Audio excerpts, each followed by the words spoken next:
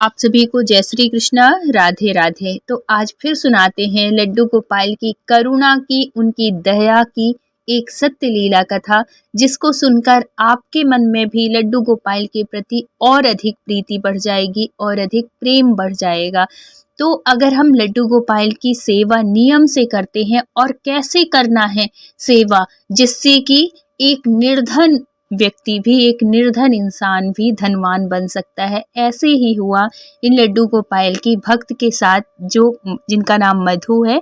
मधु जी पहले बहुत पैसे की उनके घर में तंगी थी, बहुत परेशान थी, ये समझो कि निर्धन जैसे ही समझो वैसे थी। लेकिन लड्डू गोपाल की सेवा करके, नियम से उनकी सेवा करके वो कैसे धनवान बनी, और लड्डू गोपाल की सेवा में और हम क्या ऐसा कर सकते हैं जिससे कि हमारे घर में, परिवार में, हमारे ऊपर पैसे की कोई भी तरह की, किसी भी तरीके की कोई कमी ना रहे, धन धान से भरा रहे।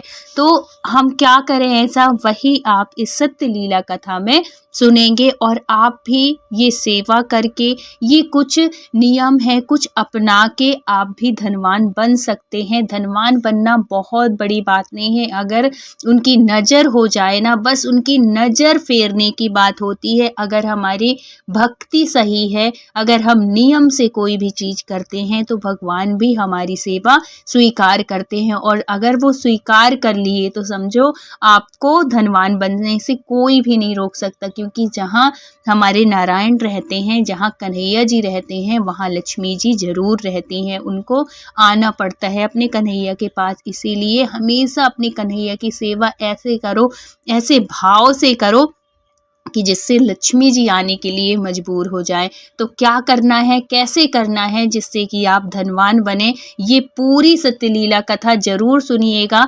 मधु जी के माध्यम से आप सुनेंगे कि कैसे वो एक निर्धन से गरीब से एक अमीर बनी, निर्धन से धनवान बनी। तो ये जो मधु जी थी, ये पहले लड्डू गोपाल की सेवा नहीं करती थी, ना ही उनको लड्डू गोपाल के बारे में कुछ पता था, ना नियम पता थे, कुछ भी नहीं पता था। और ना ही कभी उनके मन में ये विचार आया कि लड्डू गोपाल की सेवा करनी चाहिए या नहीं करनी चाहिए। उनका जो नियम था, जैसे ये जो सत्य लीला कथा है, ये बिहार के एक गांव की है। तो जैसे गांव में लोगों का नियम होता है ना, कि सुबह उठे, नहाए धोए और है तो अपने काम में लग गए, घर का जो काम है उसमें, तो वो वैसे ही इनकी दिनचर्या थी। ये कहती हैं, मधु जी कहती हैं कि मुझे पूजा के नाम पे कुछ भी नहीं आता था। मेरी सास थी जो कि थोड़ी बहुत कर लेती थी, जल वल कभी, जैसे त्योहार हैं तब हम लोग जरूर करते थे, लेकिन नियम ऐसा नहीं था कि नहीं, नियम से हमें सेवा करनी ही है, लड्डू गोपाल की सेवा करनी है कि और भी भगवानों की, ऐसा कुछ नहीं था। हमारा काम था सिर्फ हम घर में खाना पीना और भी जो घर के काम काज हैं उसमें, हमने कभी सेवा नहीं की थी। लेकिन सच मानिए कि जब से मैं लड्डू गोपाल की सेवा करनी शुरू की हूँ, और जैसे बताई गई थी मुझे सेवा, जब से मैंने वैसे सेवा शुरू की, तो मैं बता नहीं सकती कि मेरे पास कहाँ से पैसे आने लगे, कैसे वो होने लगे। ऐसे ऐसे मतलब जब हमारे पास, जब हमारे ऊपर लक्ष्मी जी की कृपा होती है ना, तो किसी न किसी माध्यम से हम ऐसे कार्य करने लगते हैं, ऐसे काम में जुड़ जाते हैं कि हमारे दो पैसे आने की आमदनी शुरू हो जाती है। ऐसे ही हुआ मधु जी के साथ। मधु जी बहुत गरीब परिस्थिति से थी, उनके घर परिवार की स्थिति इतनी ज़्यादा नहीं थी कि उनको हर महीने उनको पैसे मिले उनकी ज़रूरतें। और फिर जो गांव में रहते हैं, या कि फिर जो ज़्यादा उसमें नहीं रहते ना, तो उनको इतना ज़्यादा वो रहते ही नहीं कि हमें हर महीने पैसे ही चाहिए, हमारी ज़रूरतें पूरी हो रही हैं, बस संतोष रहता है एक चीज़, क्योंकि आगे का सोचने का वो है ही नहीं, पता है कि कौन देगा, ये चीज़ भी होती है ना। और जब हमारे ऊपर कृपा होती है भगवान की, तो हमारे दिमाग भी खुलता है, और वैसे वैसे वो चीज़, परिस्थितियाँ बनने लगती हैं। अब क्या होता है कि मधु जी पहले तो इनके बच्चे नहीं थे, तो इनको इतना ज़्यादा लगता नहीं था, लेकिन कुछ सालों में इनके बच्चे हो गए, बच्चा थोड़ी सा बड़ा होने लगा, तो और भी लोगों को देखती, तो इनके मन में भी आता कि मेरा भी बच्चा, अगर हम लोगों के पास भी पैसा होता, मेरे हस्बैंड भी अगर कुछ करते होते, तो मैं भी अपने बच्चे को कहीं अच्छे स्कूल में पढ़ा देती, कुछ अच्छा बनता। आज जो स्थिति है, कल मेरे बच्चे की भी होगी। ऐसे वो करके उनके मन में ये ख्याल आने लगे कि क्या ऐसा करूं कि जिससे हमारी परिस्थिति थोड़ी अच्छी हो, और अगर हमारी परिस्थिति अच्छी होगी तो हम भी अपने बच्चों को अच्छे स्कूल में पढ़ा लेंगे जिसमें उसका फ्यूचर अच्छा हो जाए। अब इसी उसमें ये लगी रहती। देखो कृपा होती है, भगवान अपने भक्तों को कैसे ढूंढते हैं और अपने भक्तों के ऊपर कैसे कृपा करते हैं, कैसे लीला करते हैं, क्योंकि ये लीलाधर हैं, ये लीला बिहारी हैं। किसकी ऊपर नज़र अपनी फेर दें कुछ भी नहीं पता, और वो उन्हीं के ऊपर नज़र फेरते हैं जो मन से पवित्र होते हैं, उनकी भावनाएं पवित्र होती हैं और किसी के प्रति छल द्वेष बिल्कुल नहीं होता, भोलापन जिनके अंदर होता है। भगवान भी ऐसे लोगों को, ऐसे भक्तों को पहचानते हैं और उनके ऊपर कृपा करते हैं। तो जो मधु जी थी बहुत दिल की साफ थी, इनके अंदर कपट छल कुछ भी नहीं था, बिल्कुल इतनी निर्मल पवित्र, इतना वो थी कि जो कोई जो कह दिया वो कर लेती थी। घर में भी सबकी प्यारी थी, बहुत काम में तो ऐसी थी कि बिल्कुल दिन रात, अगर कोई इनको बैठने को ना कहे तो ये बैठने वालों में से नहीं थी। इतना दिन रात काम करना, इतनी जिम्मेदारी के साथ करना, क्योंकि घर परिवार था तो पूरे टाइम कुछ ना कुछ लगा ही रहता था। और कभी इन्होंने कभी वैसे भी नहीं किया, आशा भी नहीं की, जैसे एक वो होता है ना कि मैं क्यों करूं, मेरी देवरानी है वो कर लेगी, अब मैंने इतना कर लिया अब इतना वो कर ले, वो चीज़ बिल्कुल नहीं थी। अपनी देवरानी को भी अपनी बिल्कुल बहन के जैसे मानती थी, वो भले कपट कर ले लेकिन ये कभी नहीं करती थी, इतनी निश्चल मन की थी। लेकिन अब देखो, अब बच्चा बड़ा होने लगा तो इनके मन में ये आने लगा। अब इनका जो रुझान है ना, अब ये भक्ति के उसमें कहते हैं ना कि जब हमारे बात बच्चे के ऊपर आती है तो हम हर एक वो काम करने के लिए तैयार हो जाते हैं, या कि हम ऐसा काम करने लगते हैं जिससे कि हमारे बच्चे का भविष्य अच्छा हो, कुछ ऐसा हो जाए जिसमें वो बहुत अच्छा स्कूल मिले उसको, बहुत अच्छा पढ़ लिख के बहुत आगे बढ़े। हर माँ का ये सपना होता है, हर पेरेंट्स का ये सपना होता है। ऐसे ही था मधु जी का। लेकिन मधु जी करती तो करती क्या, और तो कुछ साधन ही नहीं था। इनके जो हस्बैंड थे वो खेती किसानी, थोड़ी सी खेती थी उसी को करते थे, और कोई बाहर से आमदनी का कोई स्रोत नहीं था, कुछ भी नहीं था कि जिससे थोड़ी सी भी इनकी उम्मीद बढ़ती कि कुछ। लेकिन एक चीज़ बहुत अच्छी थी कि ये जो मधु जी थी ना, ये अपने मायके में सिलाई सीखी थी, लेकिन कब ऐसे ही शौक था इनको लेकिन ससुराल आने के बाद घर गृहस्थी में फंस के इनने वो भी छोड़ दिया और कभी मन भी नहीं किया ऐसे। लेकिन एक दिन क्या होता है कि ये मंदिर जाती हैं, कोई त्योहार था, कुछ ऐसा था, सोमवार का ये व्रत करती हैं, तो उसी में गई थी, ये मंदिर गई थी, शिव जी के मंदिर गई थी। बहुत बड़ा मंदिर है, वहाँ पे सब कुछ है, लक्ष्मी नारायण भगवान, शंकर जी, हनुमान जी, सबके जैसे बड़े मंदिर होते हैं ना, सारी मूर्तियाँ होती हैं, वैसे ही वहाँ भी था। अब वहाँ पे बहुत सी औरतें ऐसे, जैसे नहीं औरतें होती हैं जो कि अब कुछ अपनी बातें बताने लगती हैं, तो उन्हीं में से एक जो औरत थी वो बता रही थी अपने लड्डू गोपाल की भक्ति के बारे में बताने लगी, उनकी कृपा के, उनके दया के बारे में बताने लगी कि पहले तो मेरी ऐसी स्थिति थी, मैंने कभी सोचा भी नहीं था कि मेरी इतनी अच्छी स्थिति होगी। मेरे हस्बैंड कुछ भी नहीं करते थे, लेकिन आज लड्डू गोपाल की कृपा से, जब से मैं अपने घर में लड्डू गोपाल लेके आई हूँ, जब से सेवा करना शुरू की हूँ, तब से मेरे घर की एकदम से परिस्थिति बदल गई, हमारा जीवन बदल गया। और है तो ऐसे इतनी दया करते हैं, इतनी करुणा करते हैं लड्डू गोपाल। जब ये सुनती हैं मधु जी तो उनके मन में भी वो आता है कि फिर वो और पूछती हैं कि दीदी आप कब से कर रहे हो आप सेवा लड्डू गोपाल की? तो उन्होंने बताया कि अभी बहुत ज़्यादा साल नहीं हुए, बस 3-4 साल हो गए, लेकिन 3-4 सालों में ही हम कहाँ थे और कहाँ पहुँच गए। फिर वो एक वो चीज़ होती है ना, एक वो अंदर से इच्छा होती है कि भगवान हमारे साथ भी ऐसा हो जाए, कुछ ऐसे कन्हैया हमारे साथ भी कर दें, हमारी स्थिति भी अच्छी नहीं है। ये हर इंसान चाहता, अगर कोई भी ऐसी बातें बताता है तो उसके मन में भी यही आता है कि हम भी कुछ ऐसा करें कि हमारा भी घर परिवार, हमारी भी स्थिति अच्छी हो, हमारे ऊपर भी कृपा हो। या कि अगर घर परिवार की स्थिति अच्छी भी है लेकिन उसके बाद भी सबका दिल करता है कि हमारे ऊपर कन्हैया की कृपा हो, उसकी दृष्टि हो। सिर्फ पैसा होने से बस कुछ नहीं होता। अगर कन्हैया की कृपा है ना, तो वो रिद्धि सिद्धि बुद्धि के साथ भी आते हैं। वो बल बुद्धि सब कुछ लेके आते हैं। सिर्फ ऐसा नहीं है कि सिर्फ लक्ष्मी जी ही आती हैं। जहाँ भगवान चलते हैं उनके साथ सारे देवी देवता रहते हैं। इसलिए जब भगवान की कृपा होती है तो अच्छी बुद्धि ही आती है, और जब अच्छी बुद्धि आती है तो धन भी हमेशा अच्छा ही आता है। तो उनकी जब जिज्ञासा बढ़ी, उन्होंने पूछा कि दीदी कैसे, मेरे घर में तो लड्डू गोपाल नहीं है, मेरे घर में है देवी तो मम्मी ही करती हैं। मैंने कभी भगवान की सेवा में इतना टाइम ही नहीं मिलता, बस जिस दिन व्रत रहता है उस दिन ये मंदिर आ जाती हूँ, या कि कुछ और वैसे जब त्योहार होते हैं तो आ जाती हूँ।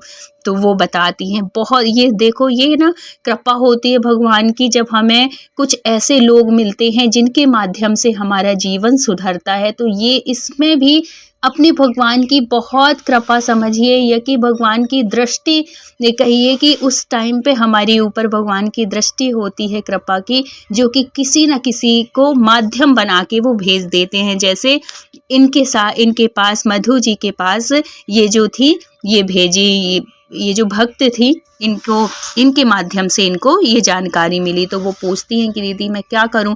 फिर वो बताती हैं कि देखो सबसे पहले तुम अपने घर में लड्डू गोपाल ले आओ। तो वो पहले पूछती हैं कि हैं, तो बोली कि नहीं है।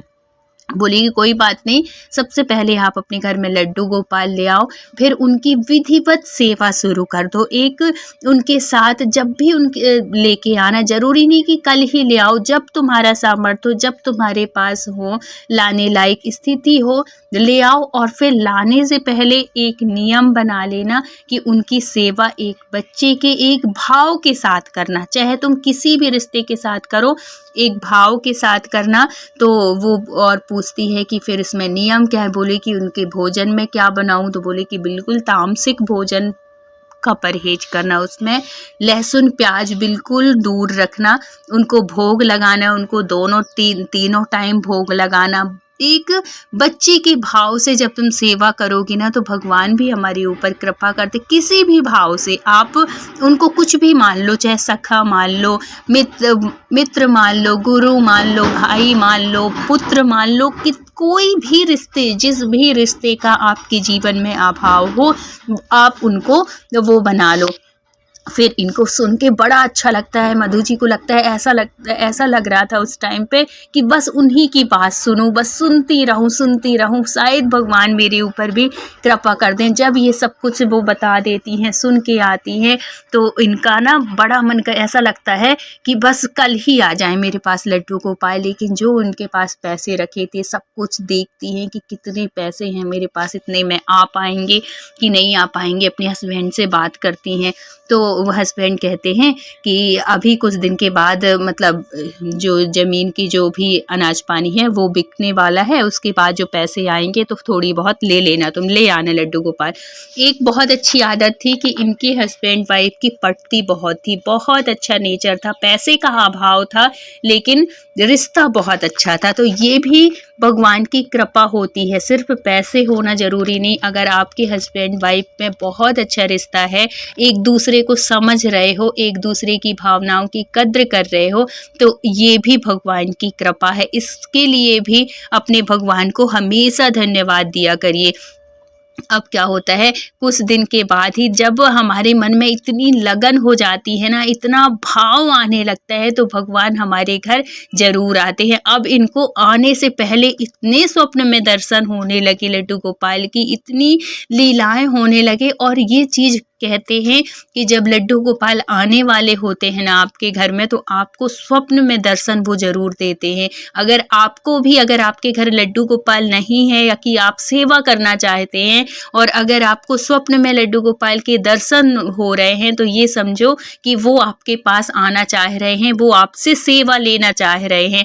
तो ये भी भगवान की बहुत बड़ी कृपा होती है, अगर आपको स्वप्न में भगवानों के दर्शन होते हैं। तो ये बहुत खुश हो जाती। मतलब इस समय तो इनका जीवन ऐसे वो हो रहा था, इतनी खुशी कहती हैं कि लड्डू गोपाल आने के पहले मेरा मन ऐसे उमंग से बिल्कुल भरा रहता था, ऐसा लगता था कि कल ही ले आऊं। लेकिन बस वही बात थी, पैसे की तंगी थी, पैसे की, क्योंकि लड्डू गोपाल लाना इतना वो थोड़ी होता है। वो आएंगे, उनके श्रृंगार का सामान पहले तो उनको भी, जिससे भी लोगे उनको भी निछावर देनी पड़ेगी, है ना। और फिर बाद में उनके आने से पहले उनकी व्यवस्था सारी करनी पड़ेगी घर में, और सारी चीज़ें होती हैं। तो फिर बाद में भगवान की कृपा से जब भगवान को आना होता है ना, तो सारी व्यवस्थाएं कर देते हैं, हो जाती हैं। 1 महीने के अंदर ही उनकी सारी व्यवस्था हो जाती है और वो लड्डू गोपाल को ले आती हैं। इतने प्यारे, इतने सुंदर, इतने बहुत बड़े लड्डू गोपाल नहीं लाती हैं, छोटे से ही लड्डू गोपाल लाती हैं, लेकिन बहुत ही प्यारी छे। देखो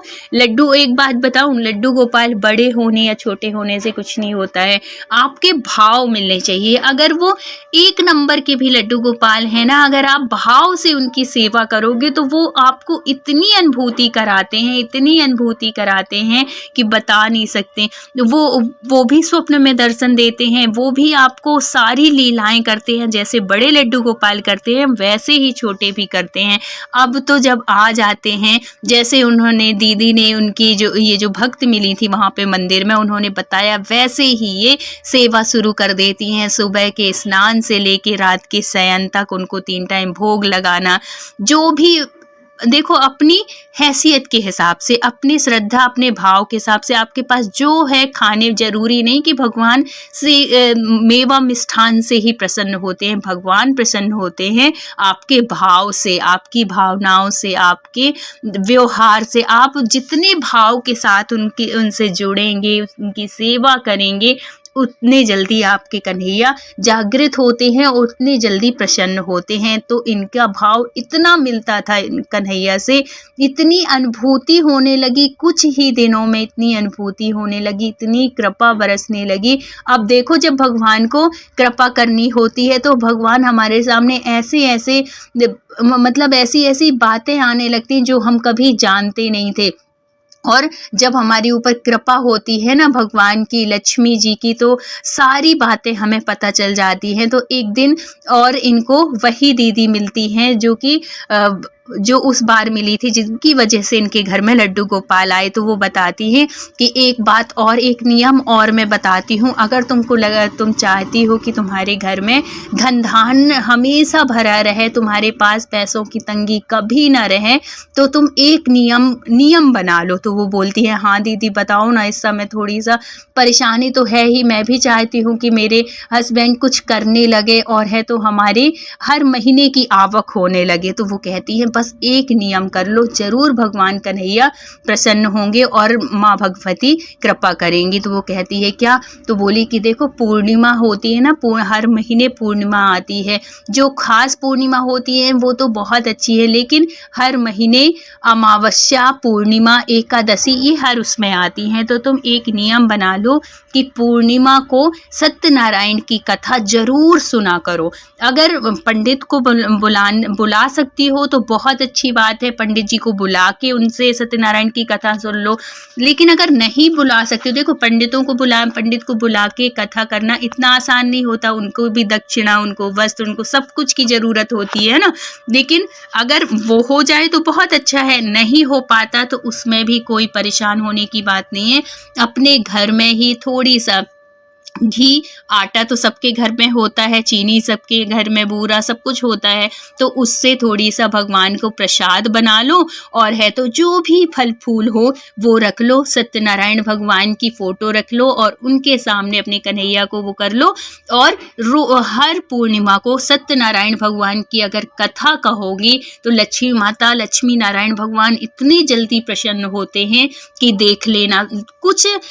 कुछ पूर्णिमा करके देखो, तुमको खुद फर्क ये समझ में आने लगेगा। और अगर कर सको तो एक और चीज कर लो, वो भगवान की जहाँ किताबें मिलती, जहाँ भगवान मिलते हैं ना, तो वहाँ पे जाना, स्टेशनरी वाली किसी भी दुकान में जाना, वहाँ पे लक्ष्मी जी के स्तोत्र, लक्ष्मी जी के कनकधारा स्तोत्र और श्री सूक्तम की किताब मिल जाएगी।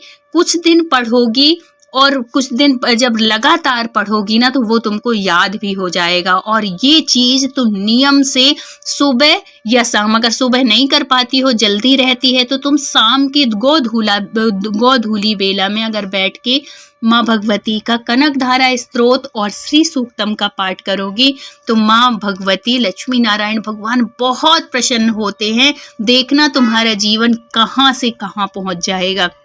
ये सुन के मधु बहुत प्रसन्न हो जाती है। ऐसा लगता है कि जैसे साक्षात माँ भगवती, महालक्ष्मी मैया ही कह रही हों कि मधु तुम ये काम करो, तुम्हारा जीवन जरूर बदलेगा। अब देखो मधु जैसे ही ये सब शुरू कर देती है, कुछ दिन के बाद ये पूर्णिमा आती है और पूर्णिमा से ही मधु सत्यनारायण की कथा, और जिस दिन ये बताती है ना, ये जो मिली थी दीदी, वो बताती हैं सारी बात, उसी दिन वो ये स्तोत्र की किताब, लक्ष्मी जी की कनकधारा और श्री सूक्तम की किताब लेके जाती है और मधु ये शुरू कर देती है। कुछ ही दिनों में, विश्वास मानिए, अगर आपके जीवन में भी पैसे की तंगी है, ये करके जरूर देख लीजिएगा, नियम के साथ, एक विश्वास के साथ कि मेरा जीवन भी बदलेगा। अब कुछ ही महीने में हुए थे कि इसका जीवन परिवर्तन होना शुरू हो जाता है। इसने जो सिलाई सीखी थी वो एक मशीन मंगाती है और इसकी सिलाई इतनी चलने लगती है, इतनी चलने, देखो भगवान माध्यम बनते हैं, किसी न किसी को माध्यम बनाते हैं और आपको मेहनत करनी होती है। ऐसे नहीं कि सिर्फ हम कर लिए और बैठ गए, नहीं, भगवान माध्यम बनाएंगे, आप मेहनत करोगे और फिर मां भगवती की ऐसी कृपा होती है कि आप कहाँ से कहाँ पहुंच जाओगे। आप खुद इस चीज को एहसास, आपको इस चीज का एहसास होगा। और फिर क्या होता है, एक और कृपा होती है कि इनके जो हस्बैंड थे, इनको नौकरी मिल जाती है। अब तो मधु का पूछो नहीं, इतनी खुश, इतना धन्यवाद देती है अपने कन्हैया को कि उसका जीवन एकदम से बदल जाता है। उसकी सिलाई भी बहुत अच्छी चलने लगती है, उसके हस्बैंड को जॉब मिल जाती है और जो इसका सपना होता है कि मेरे घर में कुछ अच्छा हो, ऐसा इतनी आमदनी हो कि मैं अपने बच्चे को कुछ अच्छे स्कूल में पढ़ा सकूं, तो वो भी इच्छा पूरी हुई मधु की। क्योंकि मधु एक पैसे वाली औरत बन चुकी थी, उसके हस्बैंड भी जॉब करने लगे थे, उनके घर की स्थिति परिस्थिति बिल्कुल बदल चुकी थी और ये सब कुछ हुआ कन्हैया जी की कृपा से। और ये बिल्कुल हकीकत सत्य बात है, जिसके घर में भी कन्हैया की कृपा होती है, जो भक्त होते हैं, जब हम दिल से उनकी सेवा करते हैं ना, अपनी कन्हैया की, अपने लड्डू गोपाल की, तो हमारे ऊपर लक्ष्मी जी की कृपा जरूर होती है। और ये अगर कार्य आप कर लेंगे तो आपके घर में कितना भी पैसे का अभाव हो, वो देखना ऐसे बरकत शुरू हो जाएगी, चाहे कुछ भी आपका ऐसा कुछ भी काम शुरू हो जाएगा, कुछ भी ऐसे आपके शुरू हो जाएंगे जिससे कि आपकी आमदनी बढ़ जाएगी और आपका जीवन एकदम से बदलने लगेगा। ये सब कुछ है कन्हैया की कृपा के लिए, कृपा की वजह से। और जब तक आप भगवान में मन लगा के सेवा नहीं करेंगे, उनसे जुड़ेंगे नहीं, उनसे भाव के साथ नहीं जुड़ेंगे, तब तक कुछ भी नहीं हो सकता। इसलिए कन्हैया के साथ एक भाव के साथ, अपने लड्डू गोपाल को एक रिश्ते के साथ जुड़ो, तभी वो कृपा करते हैं, माँ भगवती की कृपा होती है। तो कुछ वर्ष में ही ये जो मधु थी, इनके जो हस्बैंड थे, बहुत ही अच्छी स्थिति में आ जाते हैं। और है तो इनकी जो जॉब है वो शहर में लगती है, तो मधु भी शहर आ जाती है और शहर में ये बुटीक खोल लेती है अपना, और उनका ऑफिस तो था ही, और है तो धीरे धीरे उनका भी प्रमोशन होता है, इसका भी बुटीक बहुत अच्छा चलने लगता है। भगवान की कृपा से शहर में एक अच्छा मकान ले लेते हैं, और जो कि इसकी इच्छा थी कि मैं अपने बच्चे को एक अच्छे स्कूल में पढ़ाऊं, तो शहर में एक अच्छे स्कूल में बच्चे का एडमिशन कराते हैं। तो ऐसी कृपा करते हैं हमारे कन्हैया। हे कन्हैया, सबके ऊपर, हर भक्तों के ऊपर अपनी कृपा हमेशा बनाए रखना, सबको मनोवांछित फल देना, उनकी सभी इच्छाएं पूर्ण हो। तो अगर कहानी अच्छी लगी हो, वीडियो अच्छा लगा हो, तो please like, share and subscribe करिएगा। मिलते हैं फिर किसी सत्य घटना के साथ, जब तक अपना ख्याल रखिए, अपनों का ख्याल रखिए। Thank you so much full watch करने के लिए। राधे राधे।